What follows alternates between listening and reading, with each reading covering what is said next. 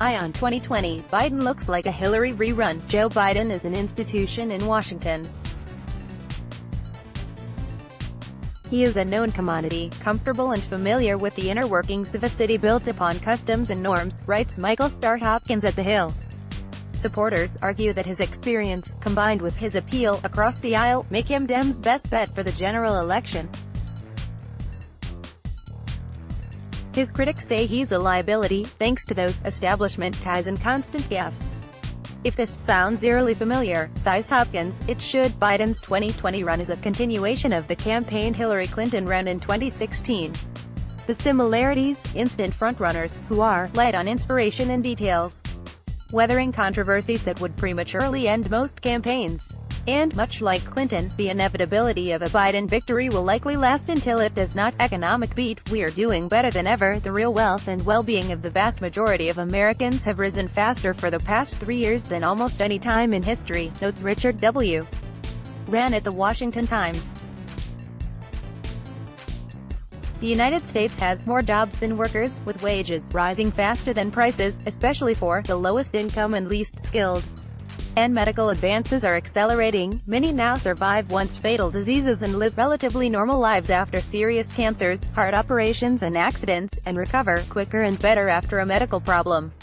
Meanwhile, the world grows more food on less land each year. Mass starvation has ceased to be a real threat, and we need less physical stuff to do the same things. So ignore the grumpy old naysayers, and count your blessings.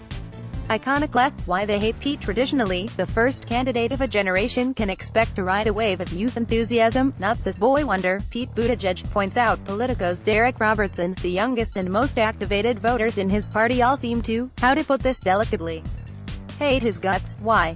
The unspoken truth is that his success threatens a core belief of young progressives, that their ideology owns the future, and that the rise of millennials into Democratic politics is going to bring an inevitable demographic triumph for the party's far-left wing.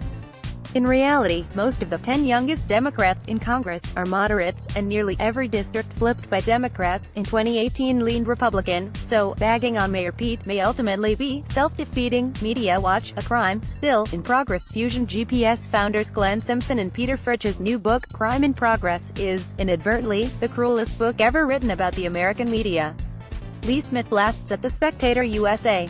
Simpson and Fritsch, who invented the Trump-Russia conspiracy theory, based on debunked, lurid memos by British ex-spy Christopher Steele and sold it to some of the biggest names in the media, are now asking us to believe that they and Steele are heroes for saving Western democracy from Vladimir Putin.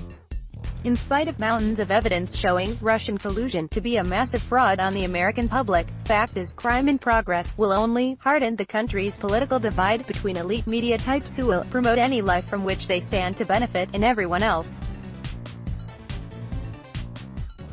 Libertarian: contra the cancel culture. Natalie Wynn, a left-wing YouTube personality under the name ContraPoints, has posted a 2-hour rumination on cancel culture, reports Reasons Robbie Silv, in which she blasts fellow lefties who rely on the tactic to stifle dissent. Wynn, a trans woman who has herself been cancelled by some social media zealots in the trans activist community because she made comments they interpreted as heretical, even compared cancelling to the French Revolution's reign of terror, and swears she won't participate in call-out culture in the future, even if she thinks the target is in the wrong.